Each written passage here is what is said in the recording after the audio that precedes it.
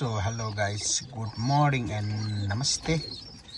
So साथीहरू, मेरो चाहिँ बजिसको बच्चाहरू चाहिँ सबै बाहिर निस्किएर आफ्नो आमा जत्रै भइसकेको छन्। तर यो 2 महिना भयो हैन। अनि यसको आमाहरू म हजुरलाई देखाउने कोसिस गर्छु। यो बाउ चाहिँ यो उता त्यो झगडा गर्न यता उडेर आयो।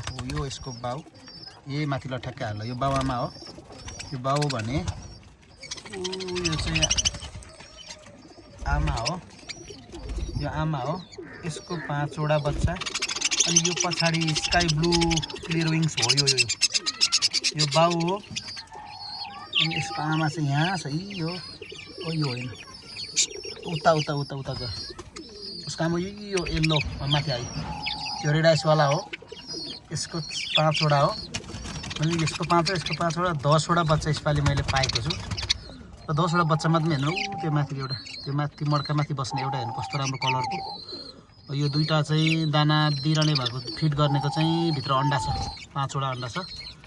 अनि हेर्नु न, मन कस्तो दामी बच्चाहरू पाएको छ यसपालि। हेर्नुहोस्, यता साइडको नि बच्चा हो। यो सबै बच्चा, पछाडिको एउटा बाउ बाहेक सबै बच्चा हो। यो यिनीहरूकै बच्चा हो। 10 वटा छ। हेर्नुहोस्, 10 वटा बच्चा, 8 वटामा 18 वटा छ मसँग।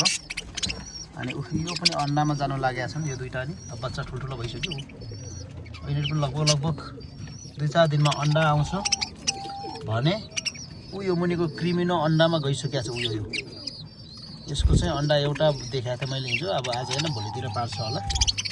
अनि यिनीहरू चाहिँ बच्चा यसपालिको सब। यो बाउ, यो आमा अन्डामा गयो।